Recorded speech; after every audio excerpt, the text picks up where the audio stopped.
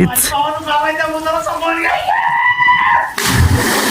आपला पवा जायचा सीझन आता चालू झालाय, त्यामुळे इथनं पुरा आठवडावर आहे की नाही नुसता उठाय सुटायचं आणि पाण्यात जाऊन पडायचं हेच आपलं चालू असणार आहे. मागचा पवा गेलेला ब्लॉग जर तुम्ही बघितला असला तर तुम्हाला माहितीच असेल आपल्या स्विमिंग टँक मध्ये किती पाणी असते. लेकिन आज हमारी तकदीर को कुछ और ही मंजूर था.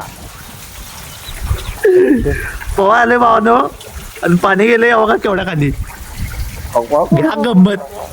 तरी पण भावानो पवायचे सुट्टी येई नाही. कसं दाखवू काय तुम्हाला हवा.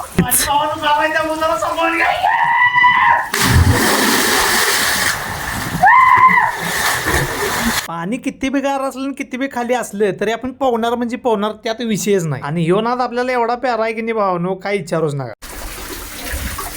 शॅम्पू लावायची आमची परंपरा आहे. साबण बिबन सगळा एकच वन मॅन शो. साबण बिबन काय लागत नाही, नुसता शॅम्पू वाढायचा. लंबे वालो की कहाणी. कसा आहे दादा का हो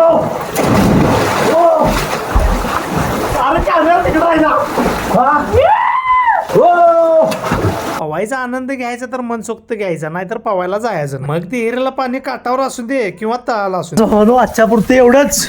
सर्दी बिर्दी होईल आवा आल्या आधीच पास केला आता. उद्या आणि पवाय सुट्टी आहे ना, उद्या रविवार आहे.